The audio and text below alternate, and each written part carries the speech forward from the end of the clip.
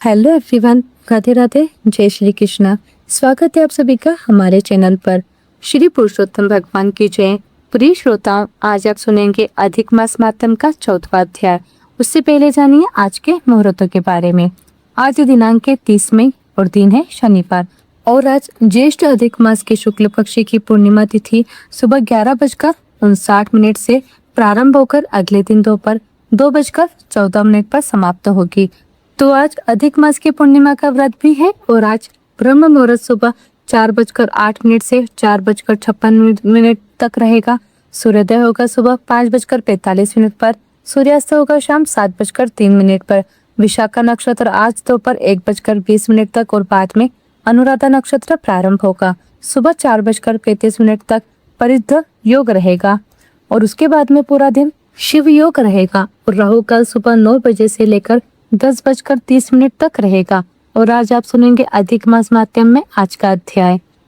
इससे पहले की कथा सुनने के लिए आप सबका बहुत बहुत धन्यवाद।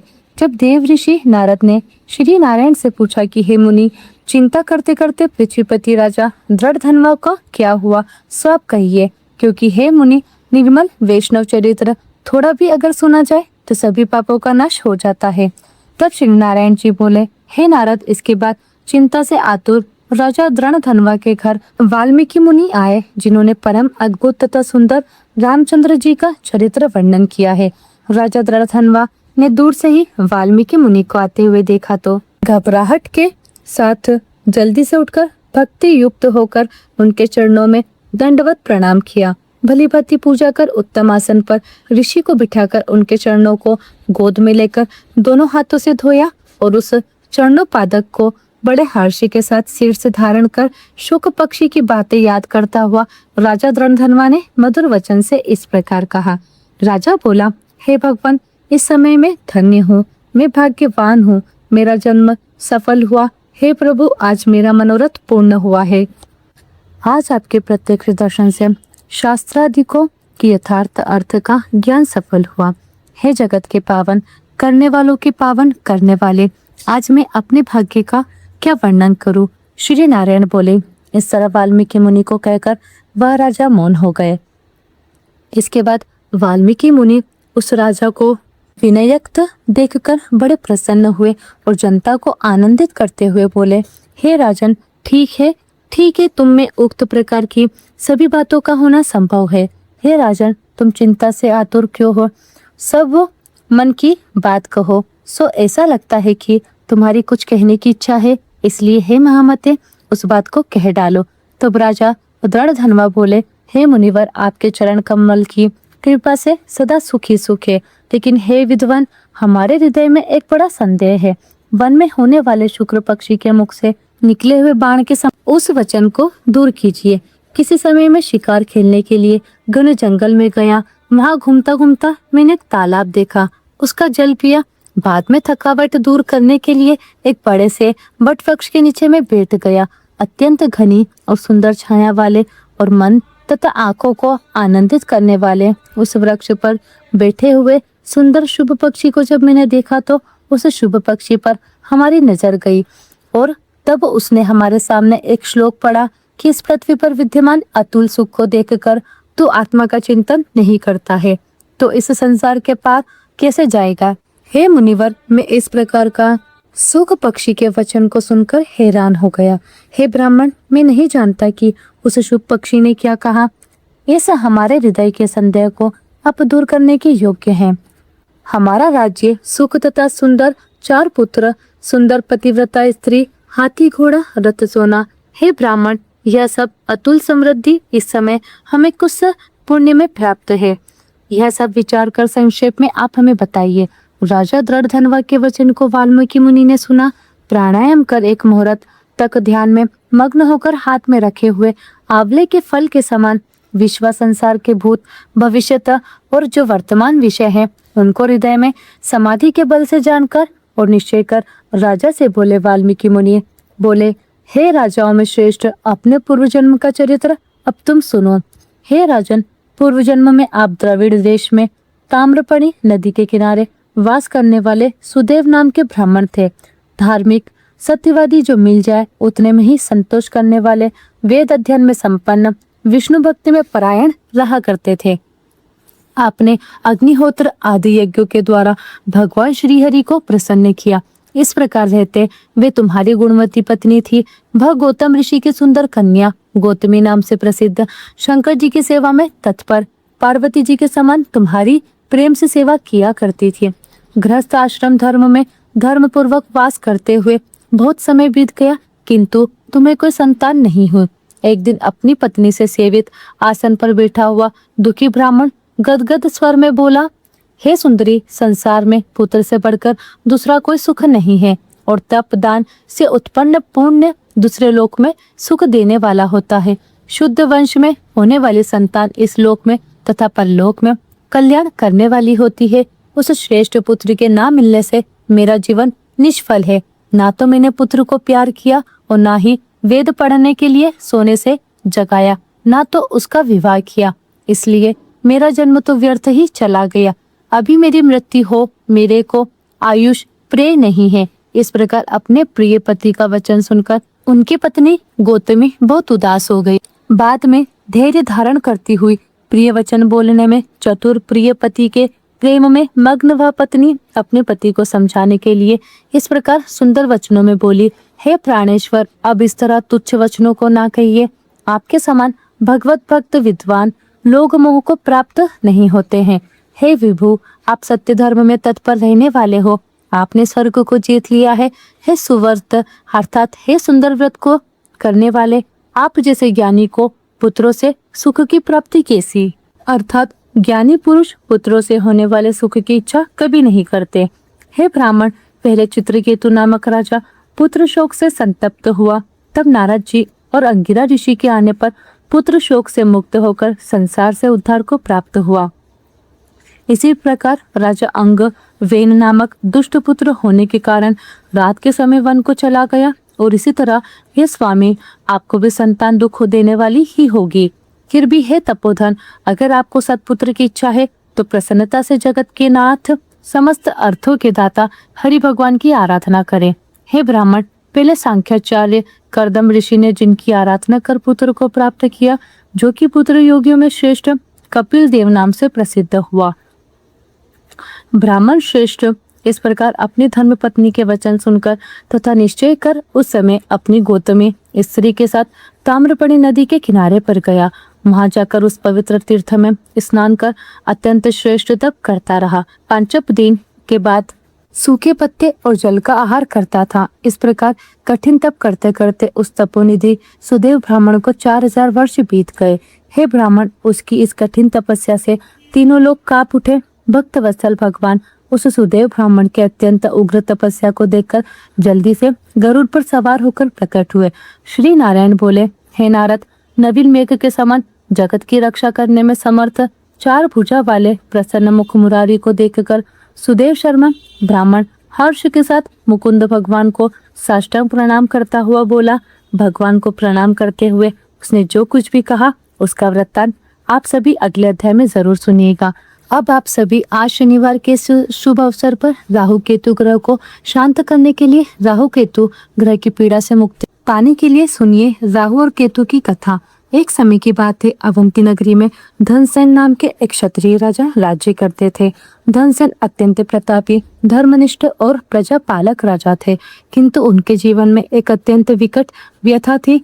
उनके 4 पुत्र हुए और चारों ही पुत्र अल्पायु में ही असामयिक मृत्यु को प्राप्त हो गए। राजा रानी ने अनेक तीर्थ यात्राएं, दान, यज्ञ, गृह शांति आदि प्रयास किए, किंतु संतान की रक्षा का कोई समाधान प्राप्त नहीं हुआ। एक दिन संयोगवश नगर में एक अत्यंत सिद्ध योगी का आगमन हुआ। उन योगी राज महाराज की दृष्टि तपोदीप्त थी। राजा ने विनम्रता पूर्वक अपने जीवन की पीड़ा, अपने दुख को उनके समक्ष रखा। योगी ध्यान मग्न हुए।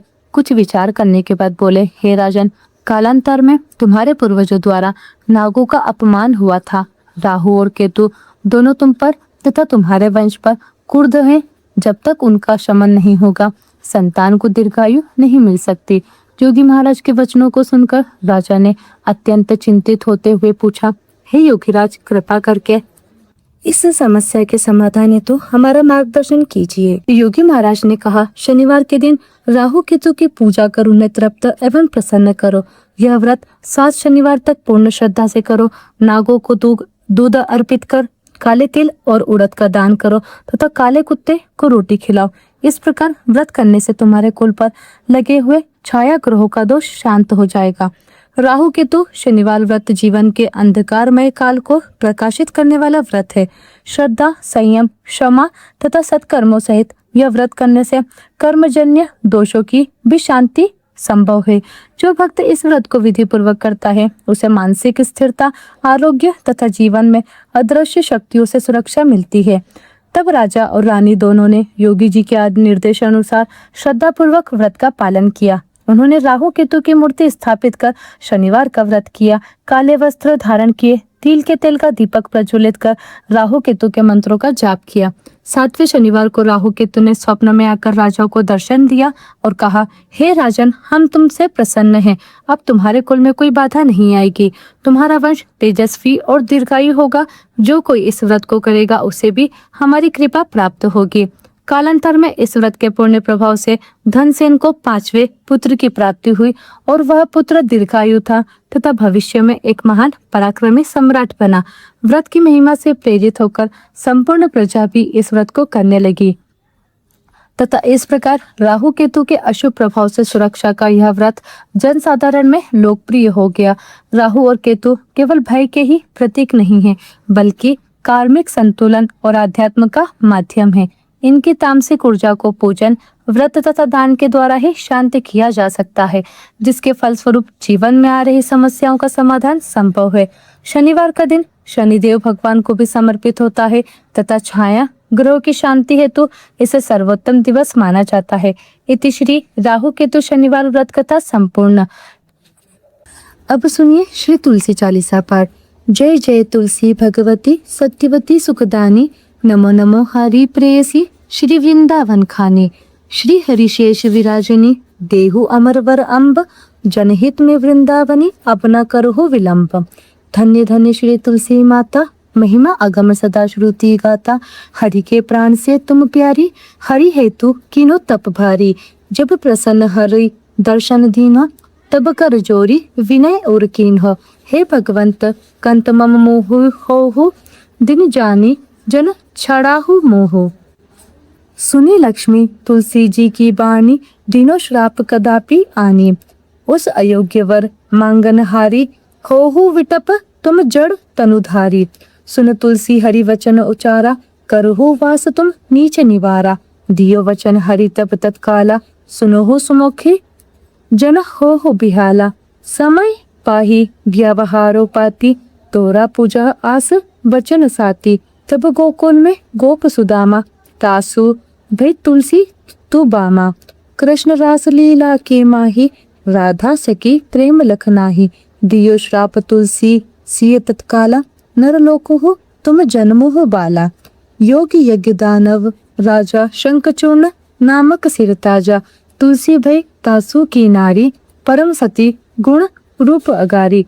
अस्वेद कल्प बीत जब गयो, कल्प तृतीय जन्म तब भयो। वृंदा नाम भयो तुलसी को, असुर जलंधर नाम पति को। कर अति द्वंद अतुल बल धामा, कीन्हा शंकर से संग्रामा। जब निज सैन्य सहित शिव हारे, हरि हरि तब सब ही पुकारे। पतिव्रता वृंदा थी नारी, को न सके पति ही संघारी। तब जलंधर ही वेश बनाई, वृंदा डिग हरि पहुँचियो जाई। शिव हित कर कपट प्रसंगा, कियो सत्य सतीत्व धर्म भंगा। भयो जलंधर कर संहारा, सुनी और शोक अपारा। तिहि क्षण दियो कपट हरि तारी, लख वृंदा दुख गिरा उजारी। जलंधर जस हतियो अभीता, सोई रावण तस हरहि सीता।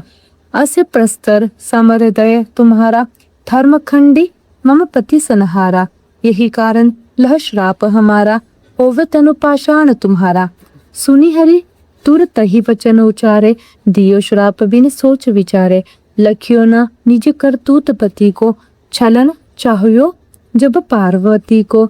जड़मती तू अस हो जड़ रूपा, जगमा तुलसी विटप अनुपा, भाग्य रूप हम शालिग्रामा, नंदी गंडकी बीच ललामा। जो तुलसी दल हम ही चढ़े है, सब सुख भोगी परम पद पावे है। बिन तुलसी हरि जलत शरीरा, अतिशय उठत शशि उर पीरा। जो तुलसी दल हरि शीर धारत, सो सहस्त्र घट अमृत दारत। तुलसी हरि मन रंजनी हारी, रोग द्वेष दुख भंजनी प्यारी।